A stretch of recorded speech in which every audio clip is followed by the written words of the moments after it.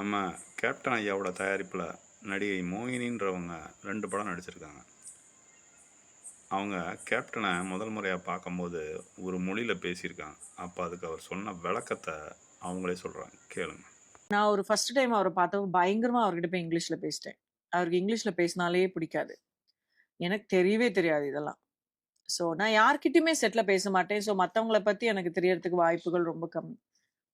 Sir, it's wonderful to meet you. It's very nice to meet you. I've heard so many things about you. It's it's really really nice to act with you. அதையே தமிழ்ல சொல்லாமே அப்படின்னாரு. நான் வந்து ஒரு second I was little taken aback. என்ன what is the difference அப்படின்னு என் மைண்ட்ல தோணுச்சு. தமிழ் பொண்ணு தானே நீங்க? தமிழ் பொண்ணு தமிழ்ல பேசாம என்ன இப்படி இங்கிலீஷ்ல பேசுறீங்க அப்படின்னு சொல்லி சொன்னாரு.